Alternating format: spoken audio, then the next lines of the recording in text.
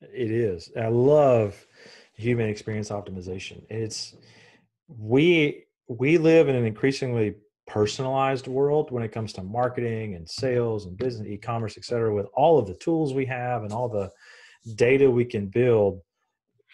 You will be you will always be an advantage if you can think about how to create a better experience for people. I mean, we're big Disney fans at our house. We have annual passes to Disney World that we'll go back whenever it opens again at this point.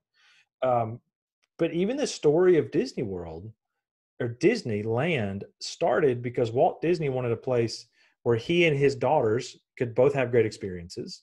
And then he knew that if he was that way, other parents would want to have places where both the parents and the kids could enjoy themselves.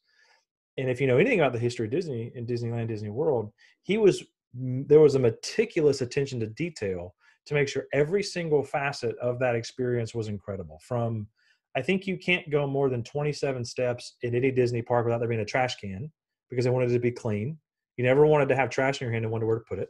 When they built Disney World, they actually built Magic Kingdom on the second story. So if you've ever been to Disney World, there's a whole tunnel system underneath the Magic Kingdom because Walt Disney didn't want a cowboy headed to Adventureland walking through, Tomorrowland, and it just creates a bad experience. So Disney, I think, is a great example of figuring out how do we create an incredible experience, literally put you in another world for a day or a week or whatever it is.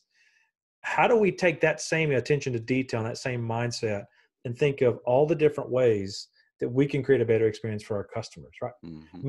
Most places will never think about how far apart the trash cans need to be in some kind of strategy planning session, unless you're thinking about what is every single thing a customer or a guest at our parks could deal with that we can fix. Well, trash is a big one, or restrooms, or you name it, right?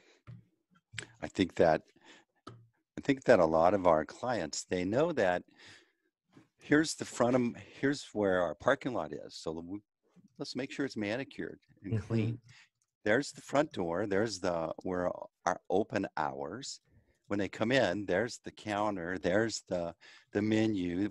It's clear in the physical world for the most part, above average, where people just naturally go, okay, we need to have things organized in aisles and put the drinks in the back so they have to walk by the chips, those things. Mm-hmm. But when it comes to our virtual world, Mm-hmm. our online platforms, that's not really, they're not really connecting all the dots about what you're Mm-hmm. talking about. And Right. that's what you and I do. Mm-hmm. Yeah. Our job for our clients is to do for them what they do for their people, which is help them figure out the path they need to go and help them figure out the next steps that they need to take. And just like you said, connect those dots. We all need an outside perspective.